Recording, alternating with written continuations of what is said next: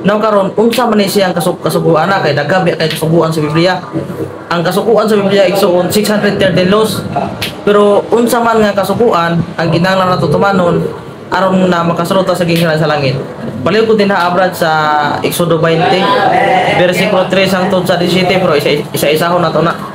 Naman dira sa ang kasuguan sa Ginoo nga kinahanglan nato tumanon kanang napulo kasugo. Kapitulo 20 ng Ten Commandments. Unahon na to basa ang unang sugo.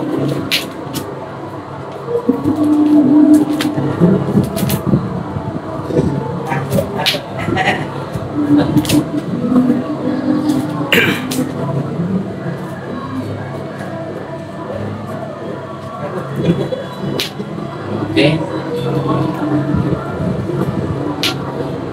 Nag-ingon diri sa Kapitulo 20, versikulo 3 o 3 Uno ko dong sa Sa unang sugo sa 3. okay, 3. Nag-ingon diri sa Kapitulo 20, versikulo 3. Ayaw pagsimba og laing Dios gawas kanako. Okay, so ang unang sugo sa Ginoo dili dita magsimba og laing Dios gawas kaniya. Unsa man nga paagi nga makasimba tag laing Dios nga nahibalo mo gyud ta nga isa ra ang Dios nga tuwa sa langit nga kinahanglan nato simbahon.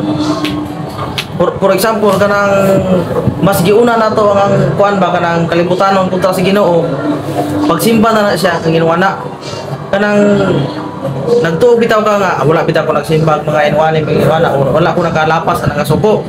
Pero kung mas gi-priority nato ang mga kanang kinahanglanon kontra sa Ginoo kanang dili na Ginoo tong priority ba di ba ingon sa Matthew 6:33 nga unahon nato ang Ginoo, seek ye first the kingdom of God. So ang sugog gyud sa Ginoo igsoon siya gyud ang atong unahon kay kung dili nato siya mauna nakasimba na tag laing Dios ana dili na si ang Dios nga nagbubuhat sa langit tong simba na kanang nakoy na kuan ba kanang kaila ba mo sa presidente sa kuan sa North o South Korea ba na? Korea. O North Korea kaila ba na? Si Kim muna giila nila dito nga Ginoo. Kay dili man sila Kristohanon dito. Ay nagkuag mga Buddha. So kana siya laing Dios na siya Dios pero dili na mo'y angay simpahon kay kana siya dili man na maog itong Dios nga nagbuhat sa langit o sa yuta.